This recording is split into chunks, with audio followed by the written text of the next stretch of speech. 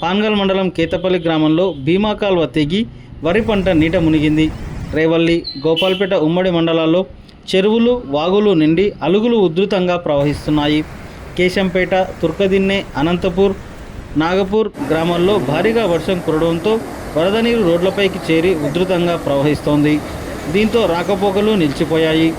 వనపర్తి మండలం అంకూరు దగ్గర రోడ్డుపై వర్షపు నీరు ఉధృతంగా ప్రవహిస్తుండడంతో వనపర్తి కిల్లాగన్పూర్ రోడ్డు, వెంకటాపూర్ రోడ్డుపై రాకపోకలు నిలిపివేశారు. పెద్దమందడి మండలం జంగమయ్యపల్లి రైట్ కెనాల్కు గండిపడి పంటలు నీట మునగడంతో సంఘటనా స్థలాన్ని తహసీల్దార్ సరస్వతి, ఎస్ఐ శివకుమార్ పరిశీలించారు. వనపర్తి జిల్లా మదనాపురం మండలం శంకరమ్మపేటలో ఉన్న సరళ సాగర్ ప్రాజెక్టు వద్ద వరద ఉధృతి పెరిగి ఆటోమేటిక్ సైఫన్ సిస్టమ్స్ ఓపెన్ అయ్యాయి.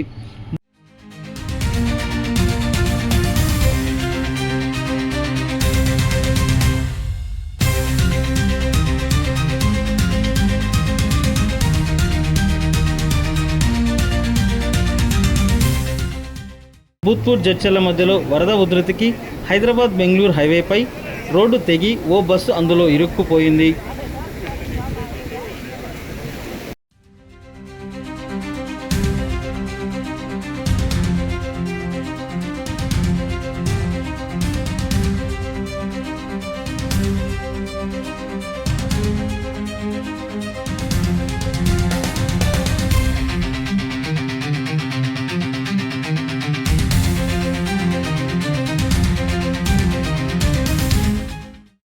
ఉమ్మడి జిల్లా వ్యాప్తంగా ఎడతెరిపి లేకుండా కురుస్తున్న వర్షాలకు వాగులు, వంకలు, చెరువులు పొంగి పొర్లుతున్నాయి.